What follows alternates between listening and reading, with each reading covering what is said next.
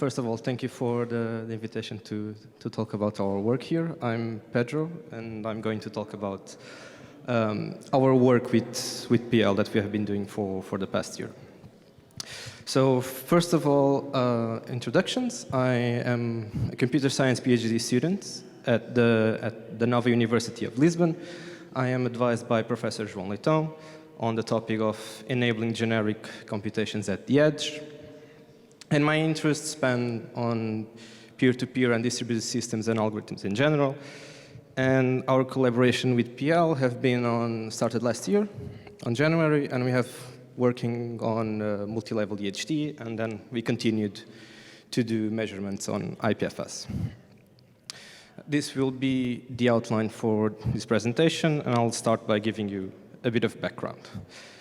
So as I said, we started looking at multi-level DHTs designs, and what we wanted to do at that time was group nodes that shared a given property. So here you can see a Kadima DHT representation that you already saw on Guy's presentation.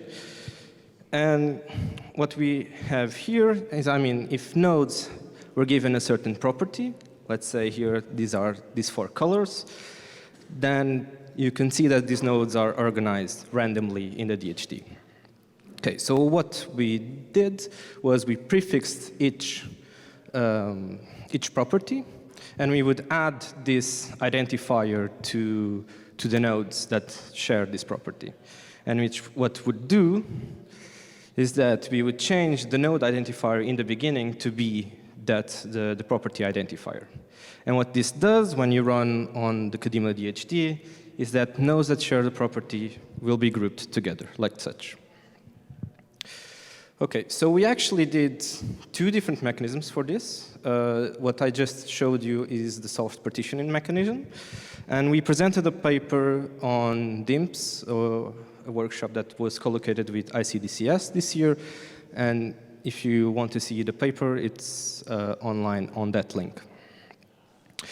But this raised a question. So which property should we use that will benefit the system? Well, we want to minimize latency and maximize the throughput of the DHT. And our hypothesis was, let's use geolocation. So we thought that content is mostly requested in the same geographical area. So think about news outlets, for example. This would be like straightforward, correct? So to see if this was actually the case, what we did was we analyzed the IPFS workload, and what we wanted to know is what and where is content being requested, and how many and where are the providers providing the requested content. And for this, we analyzed the content requested through IPFS.io, one of the most popular IPFS gateways, and then we searched for the providers of the requested CIDs on the IPFS gateways. On the IPFS DHT. Okay, so to get the requested content, we had 2 weeks of logs from IPFS.io from the 7th to the 22nd of March of this year.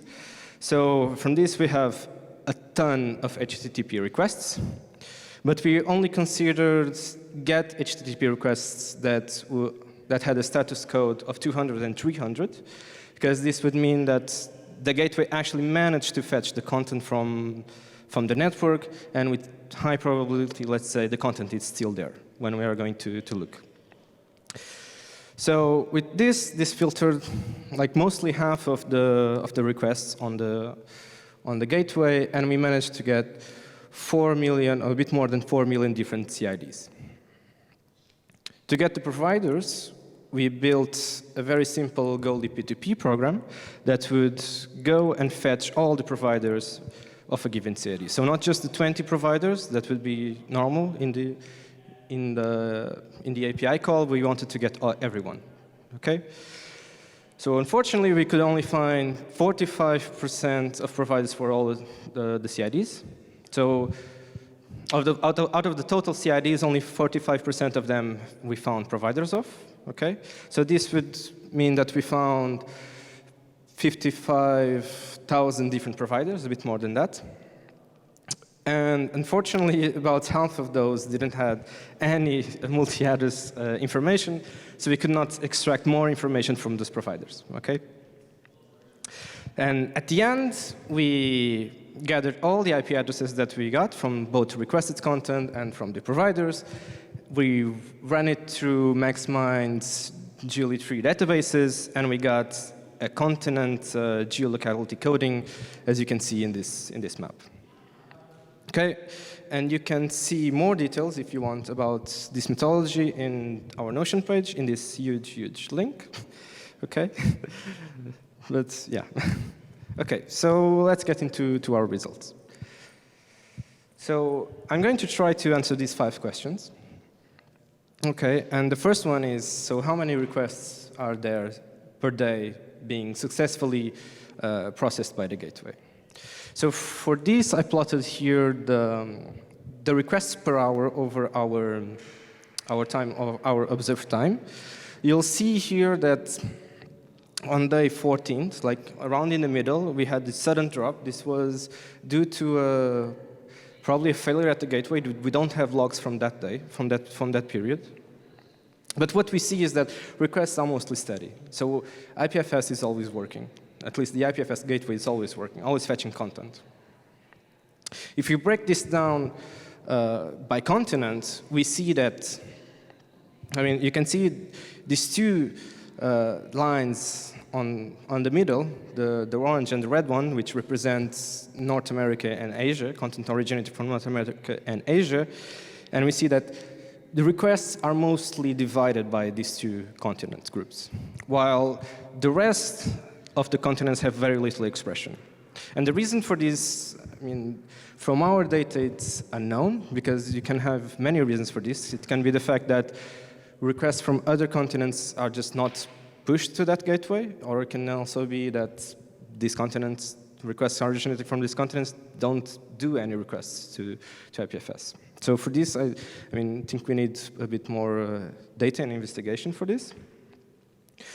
But for the second question, so what is the popularity distribution of CIDs? So how many times is a CID requested on this gateway?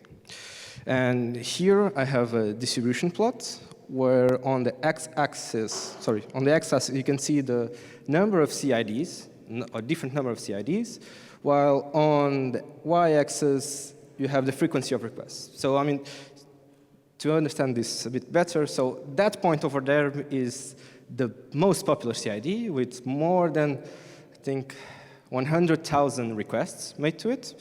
This represents a single CID, okay? And that point over there is the least popular CIDs, okay? And this represents 2 million different CIDs. And what we see here is that we have a very few CIDs that are highly popular, while we have a lot of CIDs that are not popular at all being requested only less than 10%, 10 times. Okay, so this would be like, you could see this as a ZPF distribution of the system, of the workload of the system.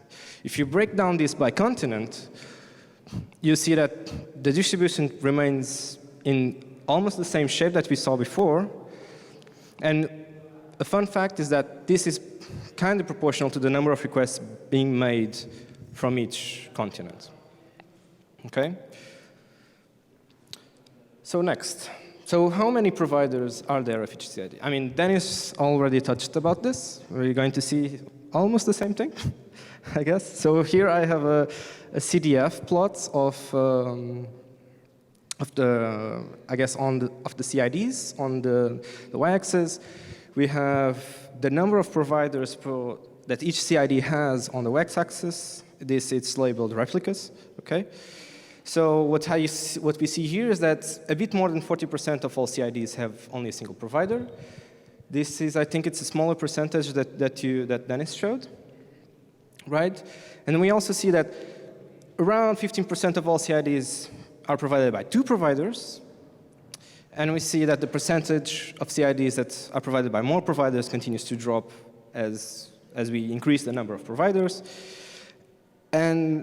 But it's not shown here, but it's something that's very interesting, is that the CIDs that are provided by most peers, by most providers, are not actually the CIDs that were most requested. And in fact, the CIDs that were most requested only had one or two providers. Okay, so next. How many CIDs does a provider provide? So how many CIDs, yeah, it's a weird phrasing, it doesn't matter. Okay, so here again I have another CDF plot. Okay, on the y-axis we have the providers, on the x we have the number of CIDs per provider. And what we see here is that, again, I think Dennis also touched on this. We see that 60% of providers only provide a single CID, while less than 10% of providers provide more than 10 CIDs, and even less than 5% provide more than 100 CIDs. And I mean, I wanted to say something more on this graph, but I guess what you see here is that you have a lot of CIDs that are only provided by very few providers, as Dennis said. And if you break down this by continent, what we see is that these providers are mostly located in Europe and North America. Again, as you saw in the last presentation. Okay, so last question, and really what's got us to do this work. So is there actually any geographic locality of requests? So to answer this, we generated this heat map. So to get this, we combined both data sets from the requested data and from the provided data on the CID that you requested.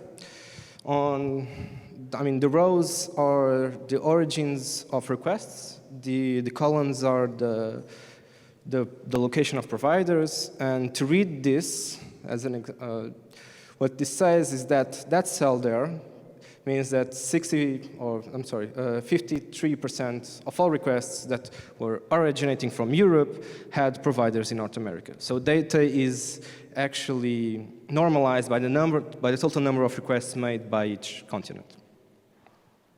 And if you want to see if there is locality here, we would look at this diagonal, and if there was any locality, you would see heat there. So it'd be you'd see a higher percentage of requests coming from there, which is not what you see, right?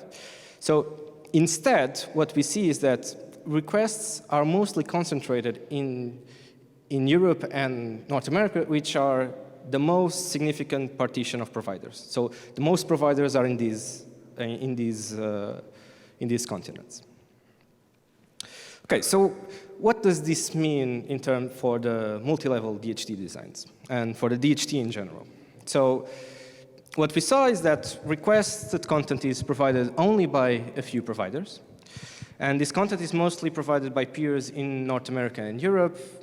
And in this sense, we saw that there is no actual geolocality of requests. And this may lead to load balancing issues if they are not already in place, because you have only very few providers providing all the work in the DHT, in the network. So what this suggests is that we should somehow remove the load on highly popular providers. A way to do this would be to have incentives to reprovide content.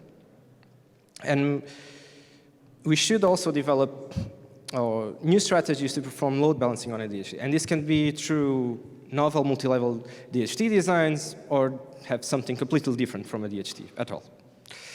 But in fact, what we actually need to do is to be sure which directions we should take is that we need to continue monitoring to understand how does the system evolve and how big is this issue in IPFS. Okay, and we actually started some steps towards this. I think Yanis in the beginning also already mentioned our work on telemetry. João will also have discussed this a bit tomorrow in one of the breakout sessions, so have a look into it. And that sums my talk. I would like to again thank. We actually have a paper submitted with these results. If you want to follow, if you are interested in this work, please follow the discussion on Notion and GitHub. a lot more of links for everything. And if you are interested in the work that we do at Nova, I mean, be sure to follow us. Thank you.